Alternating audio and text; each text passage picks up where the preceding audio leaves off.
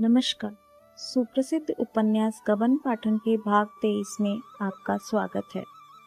पिछले पठन के अंत में हमने जाना था कि रमा देवीदीन से प्रजामित्र अखबार के ऑफिस जाने का आग्रह करता है ताकि वह शतरंज के हल किए हुए नक्शे का इनाम प्राप्त कर सके। इसी बीच रमा को बुढ़िया को जानने का अवसर मिलता है। बुढ़िया अपने बेटों की मुदगर की जोड़ी संभाल कर रखती है और उन्हें अपने बेटों की तरह ही सहेजती है। बुढ़िया का यह रूप देखकर रमा को आश्चर्य होता है। इसके आगे की कहानी जानने के लिए चलिए शुरू करते हैं आज का पठन गबन भाग 23।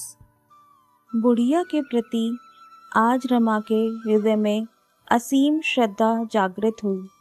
कितना पावन धैर्य है, कितनी विशाल वत्सलता, जिसने लकड़ी के इन दो टुकड़ों को जीवन प्रदान कर दिया है। रमा ने जग्गो को माया और लोभ में डूबी हुई, पैसे पर जान देने वाली कोमल भावों से सर्वथा विहीन समझ रखा था।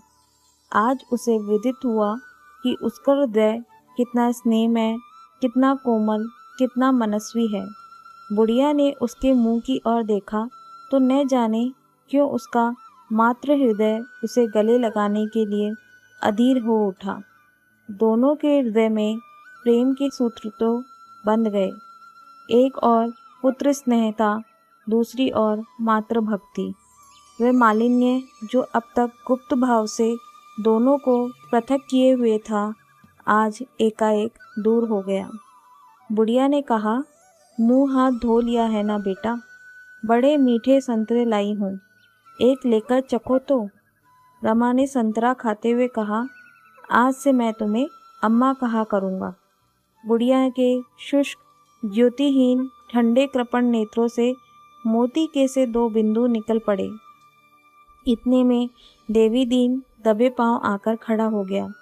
बुढ़िया ने तड़प कर पूछा, यह इतने सवेरे किधर सवारी गई थी सरकार की?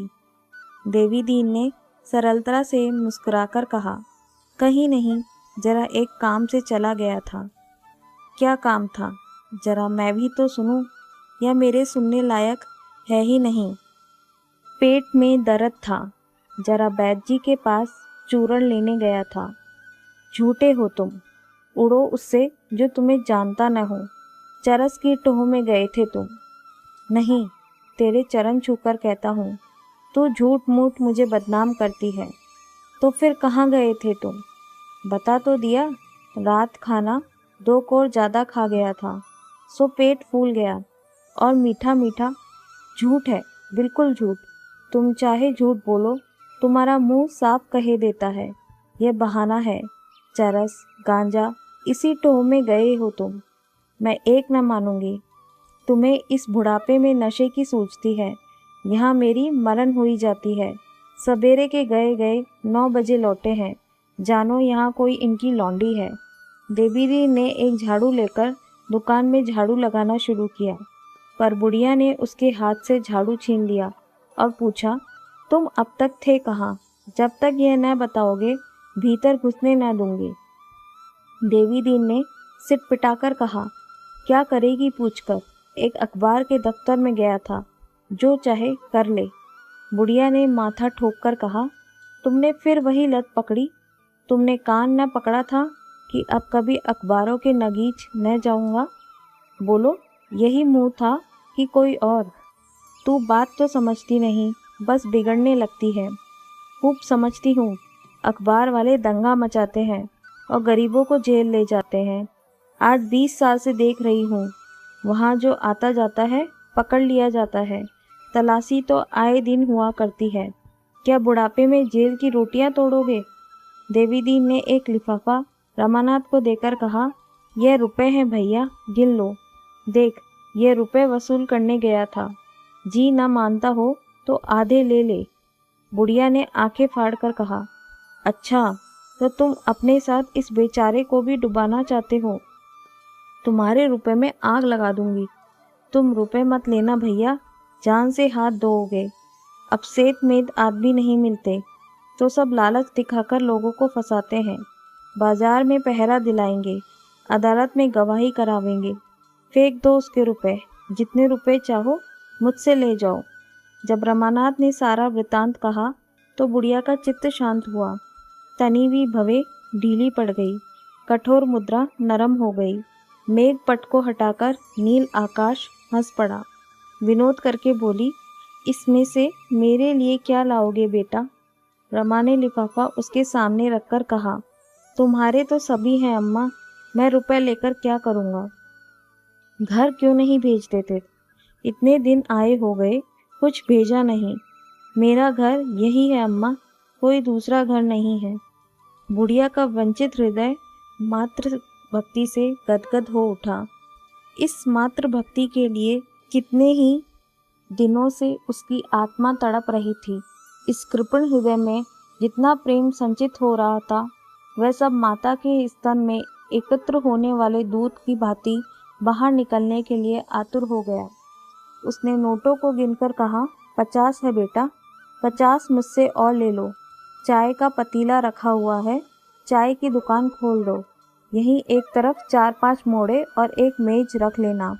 2-2 घंटे सांझ सवेरे बैठ जाओगे तो गुजर भर को मिल जाएगा।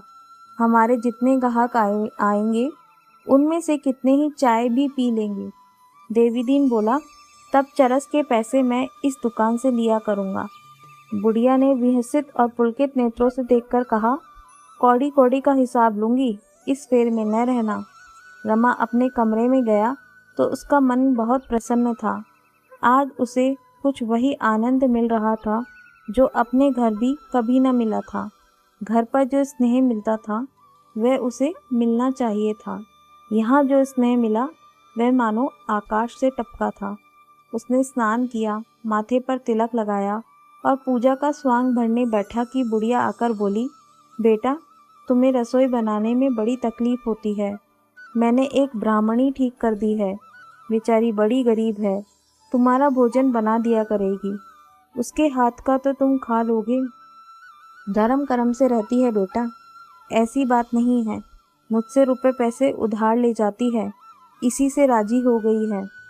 उन वृद्ध आंखों से प्रगाढ़ अखंड मातृत्व झलक रहा था। कितना विशुद्ध, कितना पवित्र। ऊंच नीच और जाति मर्यादा का विचार आप ही आप मिट गया। बोला, जब तुम मेरी माता हो गई तो फिर काहे का छूत विचार, मैं तुम्हारे ही हाथ का खाऊंगा। बुढ़िया ने जीभ दांतों से दबाकर कहा, अरे नहीं बेटा, मैं तुम्हारा धर्म ना लूँगी। कहाँ तुम ब्राह्मण और कहाँ हम खटीक, ऐसा कहीं हुआ है?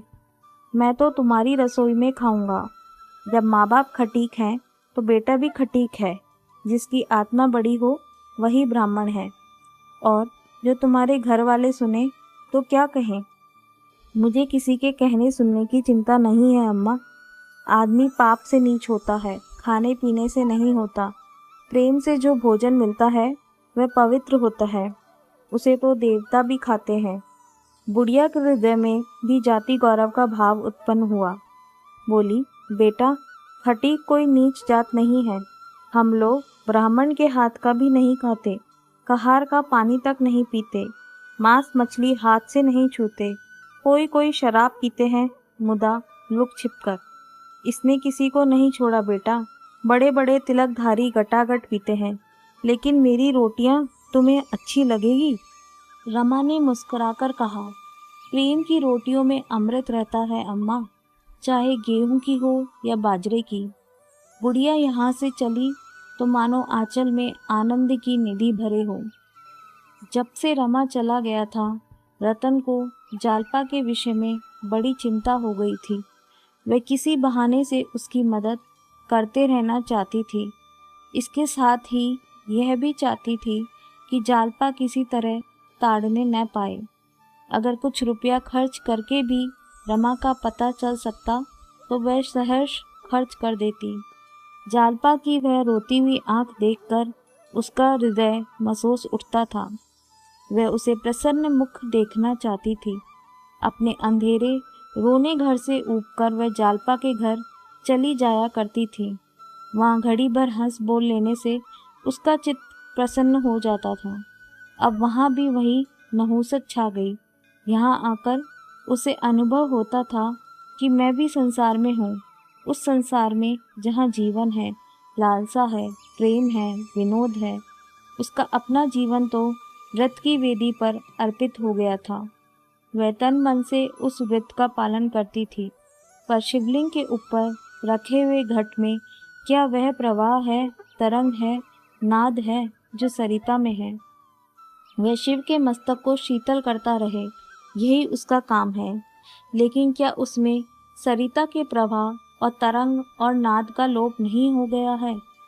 इसमें संदेह नहीं कि नगर के प्रतिष्ठित और संपन्न घरों से रतन का परिचय था, लेकिन जहाँ प्रतिष्ठिता थी वहाँ तकल्लुफ था, दिखावा था, ईर्ष्या थी, निंदा थी। क्लब के संसर्ग से भी उसे अरुचि हो गई थी। वहाँ विनोद अवश्य था, क्रीड़ा अवश्य थी, किंतु पुरुषों के आतुर नेत्र भी थे, विकल हृदय भी, उन्मत्त शब्द भी। जालपा के घर अगर वह शान न थी, वह दौलत न थी, तो वह दिखावा भी न था, वह ईर्ष्या भी न थी। रमा जवान था, रूपवान था, चाहे रसिक भी हो, पर रतन को अभी तक उसके विषय में संदेह करने का कोई अवसर न मिला था, और जालपा जैसी सुंदरी के रहते हुए उसकी संभावना भी न थी। जीवन के बाजार में और सभी दुकानदारों की कुटिलता और जट्टूपन से तंग आकर उसने इस छोटी सी दुकान का आश्रय लिया था, किंतु यह दुकान भी टूट गई। अब वह जीवन की सामग्रियां कहाँ बसाएगी, सच्चा माल कहाँ पावेगी? एक दिन वह ग्रामोफोन लाई और शाम तक बजाती रही। दूसरे दिन ताजे मेवों की एक टोकरी लाकर रख गई। जब आती तो कोई सौगात लिए आती। अब तक वह रामेश्वरी से बहुत कम मिलती थी, पर अब बहुधा उसके पास आ बैठती और इधर उधर की बातें करती। कभी कभी उसके सिर में तेल डालती और गूंथती। गोपी और विशंबर से भी अब उसे स्नेह हो गया। कभी कभी दोनों को मोटर पर घुमाने ले जाती। स्कूल से आते ही दोनों उसके बंगले पर पहुंच जाते और कई लड़कों के साथ वहां खेलते। उनके रोने चिल्लाने और झगड़ने में रतन को हार्दिक आनंद प्राप्त होता था। वकील साहब को भी अब रमा के घर वालों से कुछ आत्मीयता हो गई थी। बार बार पूछते रहते थे, रमा बाबू का कोई खत आया, कुछ पता लगा, उन लोगों को कोई तकलीफ तो नहीं है? एक दिन रतन आई तो चेहरा उतरा हुआ था, आंखें भारी हो रही थी। जालपा ने पूछा, आज जी अच्छा नहीं है क्या? रतन ने कुंठित स्वर में कहा, जी तो अच्छा है, पर रात भर जागना पड़ा। रात से उन्हें बड़ा कष्ट है। जाड़ों में उनको दमे का रोग हो जाता है। बेचारे जाड़े भर एमर्शन और सेंटोजन और न जाने कौन कौन से रस खाते रहते हैं, पर यह रोग गला नहीं छोड़ता। कलकत्ते में एक नामी वैद्य है, अब की उन्हीं से इलाज कराने का इरादा है। कल चली जाऊंगी।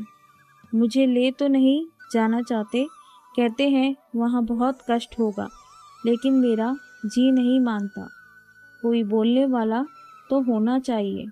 वहाँ 2 बार हो आई हूँ और जब जब गई हूँ बीमार हो गई हूँ।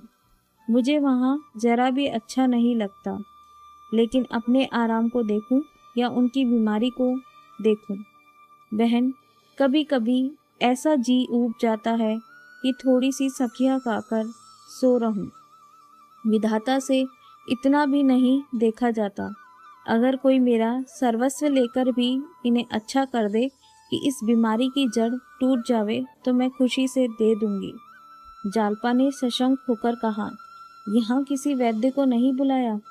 यहाँ के वैद्य को तो देख चुकी हूँ बहन, वैद्य डॉक्टर सबको देख चुकी। तो कब तक आओगी? कुछ ठीक नहीं, उनकी बीमारी पर है। 1 सप्ताह में आ जाऊं, महीने 2 महीने लग जाए, क्या ठीक है, मगर जब तक बीमारी की जड़ न टूट जाएगी न आऊँगी। विधि अंतरिक्ष में बैठी हंस रही थी। जालपा मन में मुस्कुराई। जिस बीमारी की जड़ जवानी में न टूटी, बुढ़ापे में क्या टूटेगी। लेकिन इस सदिच्छा से सहानुभूति न रखना असंभव था। बोली, ईश्वर चाहेंगे तो वह वहाँ से जल्द अच्छे होकर लौटेंगे। बहन, तुम भी चलती तो बड़ा आनंद आता। जालपा ने करुण भाव से कहा, क्या चलूं बहन, जाने भी पाऊं। यहाँ दिन भर यही आशा लगी रहती है कि कोई खबर मिलेगी। वहाँ मेरा जी और घबराया करेगा। मेरा दिल तो कहता है कि बाबूजी कलकत्ते में हैं, तो जरा इधर उधर खोजना। अगर कहीं पता मिले तो मुझे तुरंत खबर देना। ये तुम्हारे कहने की बात नहीं है जालपा, यह मुझे मालूम है। खत तो बराबर भेजती रहोगी। हाँ, अवश्य, रोज नहीं तो अंतरे दिन जरूर लिखा करूँगी, मगर तुम भी जवाब देना। जालपा पान बनाने लगी। रतन उसके मुंह की ओर अपेक्षा के भाव से ताकती रही, मानो कुछ कहना चाहती है, संकोचवश नहीं कह सकती। जालपा ने पान देते समय मन का भाव ताड़कर कहा, क्या है बहन, क्या कह रही हो। रतन, कुछ नहीं, मेरे पास कुछ रुपए हैं, तुम रख लो। मेरे पास रहेंगे तो खर्च हो जाएंगे। जालपा ने मुस्कुराकर आपत्ति की, और जो मुझसे खर्च हो जाएं? रतन ने प्रफुल्ल मन से कहा, तुम्हारे ही तो है बहन, किसी गैर के तो नहीं है। जालपा विचारों में डूबी हुई जमीन की ओर ताकती रही, कुछ न जवाब दिया। रतन ने शिकवे के अंदाज से कहा, तुमने कुछ जवाब नहीं दिया बहन। मेरी समझ में नहीं आता तुम मुझसे खिंची क्यों रहती हो। मैं चाहती हूँ हम में और तुम में जरा भी अंतर न रहे, लेकिन तुम मुझसे दूर भागती हो। अगर मान लो मेरे 150 रुपए तुम ही से खर्च हो गए तो क्या हुआ। बहनों में तो ऐसा कौड़ी कौड़ी का हिसाब नहीं होता। जालपा ने गंभीर होकर कहा, कुछ कहूँ तो बुरा तो न मानोगी। बुरा मानने की बात होगी तो ज़रूर बुरा मानूंगी। मैं तुम्हारा दिल दुखाने के लिए नहीं कहती। संभव है तुम्हें बुरी लगे। तुम अपने मन में सोचो, तुम्हारे इस बहनापे में दया का भाव मिला हुआ है या नहीं। तुम मेरी गरीबी पर तरस खाकर। रतन ने लपककर दोनों हाथों से उसका मुंह बंद कर दिया और बोली, बस अब रहने दो। तुम चाहे जो ख्याल करो, मगर यह भाव कभी मेरे मन में न था और न हो सकता है। मैं तो जानती हूँ, अगर मुझे भूख लगी हो तो मैं निसंकोच होकर तुमसे कह दूंगी, बहन मुझे कुछ खाने को दो, भूखी हूँ। जालपा ने उसी निर्ममता से कहा, इस समय तुम ऐसा कह सकती हो। तुम जानती हो कि किसी दूसरे समय तुम पूरियों या रोटियों के बदले मेवे खिला सकती हो, लेकिन ईश्वर न करे कोई ऐसा समय आए जब तुम्हारे घर में रोटी का टुकड़ा न हो, तो शायद तुम इतनी निसंकोच न हो सको। रतन ने दृढ़ता से कहा, मुझे उस दशा में भी तुमसे मांगने में संकोच न होगा। मैत्री परिस्थितियों का विचार नहीं करती। अगर यह विचार बना रहे तो समझ लो मैत्री नहीं है। ऐसी बातें करके तुम मेरा द्वार बंद कर रही हो। मैंने मन में समझा था तुम्हारे साथ जीवन के दिन काट दूंगी, लेकिन तुम अभी से चेतावनी दिए देती हो। अभागों को प्रेम की भिक्षा भी नहीं मिलती। यह कहते कहते रतन की आंखें सजल हो गई। जालपा अपने को दुखिनी समझ रही थी और दुखी जनों को निर्मम सत्य कहने की स्वाधीनता होती है, लेकिन रतन की मनोव्यथा उसकी व्यथा से कहीं विदारक थी। जालपा के पति के लौट आने की अब भी आशा थी। वह जवान है, उसके आते ही जालपा को ये बुरे दिन भूल जाएंगे। उसकी आशाओं का सूर्य फिर उदय होगा, उसकी इच्छाएं फिर फूलेंगी फलेगी। भविष्य अपनी सारी आशाओं और आकांक्षाओं के साथ उसके सामने था, विशाल, उज्जवल, रमणीक। रतन का भविष्य क्या था? कुछ नहीं, शून्य, अंधकार। जालपा आंखें पोंछकर उठ खड़ी हुई, बोली, पत्रों के जवाब देती रहना, रुपए देती जाओ। रतन ने पर्स से नोटों का एक बंडल निकालकर उसके सामने रख दिया, पर उसके चेहरे पर प्रसन्नता न थी। जालपा ने सरल भाव से कहा, क्या बुरा मान गई? रतन ने रूठे शब्दों में कहा, बुरा मानकर तुम्हारा क्या कर लूंगी? जालपा ने उसके गले में बाहें डाल दी। अनुराग से उसका हृदय गदगद हो गया। रतन से उसे इतना प्रेम कभी न हुआ था। वह उससे अब तक खिंचती थी, ईर्ष्या करती थी। आज उसे रतन का असली रूप दिखाई दिया। यह सचमुच अभागिनी है, मुझसे बढ़कर। एक क्षण बाद रतन आंखों में आंसू और हंसी एक साथ भरे विदा हो गई। इसी के साथ आज का पठन समाप्त होता है। आशा करती हूँ कि आपको आज का अंक पसंद आया होगा। अब बारी है आज के सुविचार की। आज का सुविचार कुछ इस प्रकार है। समय की एक विशेषता होती है, ये चाहे अच्छा हो या बुरा, समय हमेशा बदलता रहता है। अतः अच्छे या बुरे वक्त में हमेशा समान व्यवहार रखना चाहिए। आज के पठन को सुनने के लिए बहुत बहुत धन्यवाद।